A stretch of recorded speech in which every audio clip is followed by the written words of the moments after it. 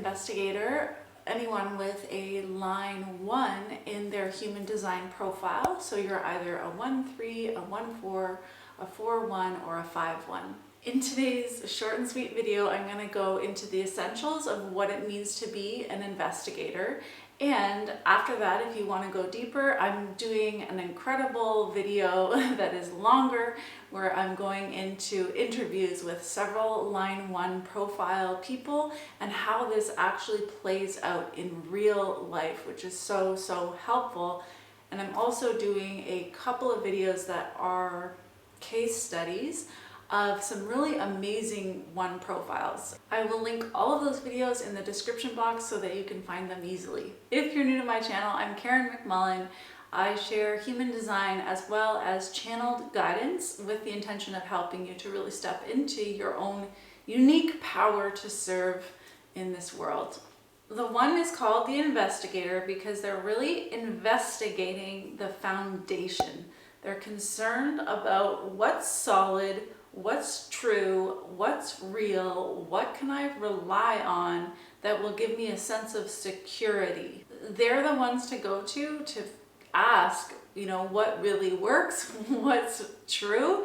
So if they're not going to take your advice about something on face value. They're always going to be looking at, what are your motives for giving that advice? What's your background and your credibility as an expert in order to be able to give that advice, and how does this advice compare with the myriad of research that they're doing in order to really get to the bottom of things. The 1 absolutely has to go through this process of investigation in order to figure out for themselves what's true, and it's not good for them to just take things at face value. The investigator is driven into investigation because of a natural sense of insecurity, a lack of security, a feeling of what can I really trust in this world. So in the process of investigation, they're doing research and they're going to seek out authorities and seek out credible resources and use their own spidey senses to feel into and discover what's true or not. Once they do discover a solid foundation, information that they can rely on, and they build their own solid foundation, then they can then relax finally.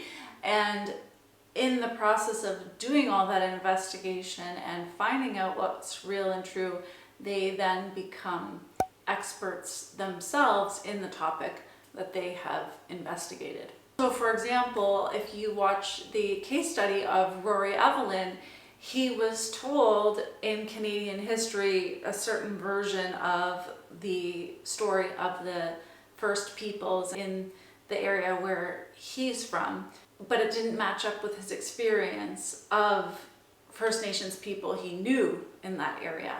And even at a very young age, 7 years old, he started to research and investigate, and that led to a lifelong pursuit of the truth about the First Nations people in that area. And in the process, he created an incredible body of work and has created a book all about the history of the First Nations people in that area. The topic of the investigation that you undergo as an investigator is going to be very unique to you according to your aura type and strategy and authority. So as a generator, it's going to be the topics that come to you and that you actually have life force to look into. The line 1 is a part of the lower trigram of the hexagram. So basically, they're here to be focused more on their own process. Yeah, they're more involved in their own process than they are interested in the other. The process of investigation is introspective, and honoring this about yourself as an investigator is so beautiful because it just gives you validity and the time and space to just do your thing and be self-absorbed in your own research process. The 1 truly can't be lied to. They have a spidey sense for falseness, for something that's not true, that doesn't hold up to other evidence around. And they're constantly scanning people's behavior and studying people around them even on a minute level, which you'll see in the interviews, they're noticing so many things about people to see if this person's sincere and real and true, and if it's someone that they can truly trust. One of the themes for the line 1 is modesty, and the ability to know their place and then act according to their place despite the outside circumstance, which makes them, good at kind of adapting to their surrounding environment. They're also deeply empathetic, and their ability to really take in other people can actually be transformative to the people that they are listening to.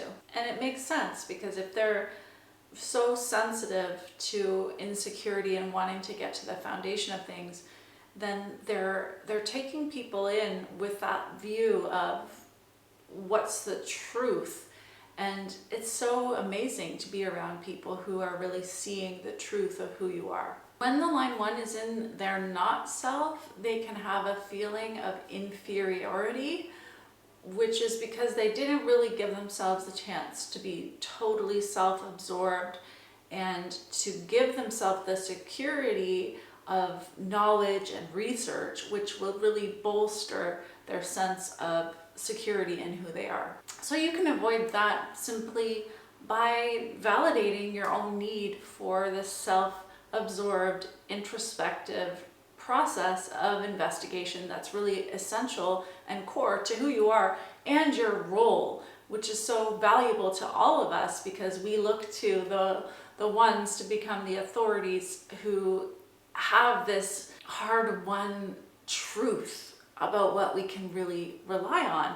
I know for myself as a 4/6, it's so helpful that the 1 has already done all that research, and then I can just take it in and rely on what they've already investigated. So for example, if I were to go buy a bike, I might just go to a store recommended by a friend and talk to the salesperson, and they might recommend me a bike, and I would buy the bike. Now, as a line 1, that would probably never happen, because the line 1 would go through a process of researching the brands and looking through the reviews and choosing the bike and really measuring, like, okay, this is what the company says about the bike, but this is what all the reviews say. And they would go down the rabbit hole of researching the bike and then buy the bike. Line 1s are very creative, especially when they have given themselves the opportunity to be well prepared and well educated. Then creativity emerges in the process.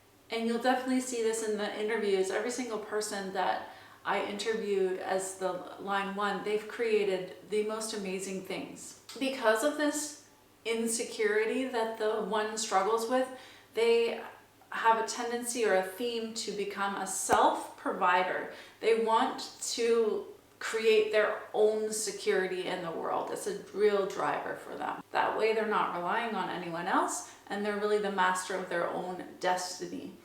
They can also be a coveter. They can see what other people have and be like, oh, I really want what they have. So that theme of self-provider, coveter is a part of the investigator. On the relationship front, the investigator connects and bonds through being pursued and also pursuing. So that dynamic of moving in and out of those 2 roles, pursuer, pursued, is how they bond. If you are an investigator, thank you so much for doing all that research on behalf of all of us, and for really helping us to see and know what we can truly rely on. I appreciate you, and I'm super excited to go deeper into this with you in the interviews where you're going to see this information that I just shared come into life through examples. That's all I have for you today. Thanks so much for watching, and I will see you again soon. Take care. Bye.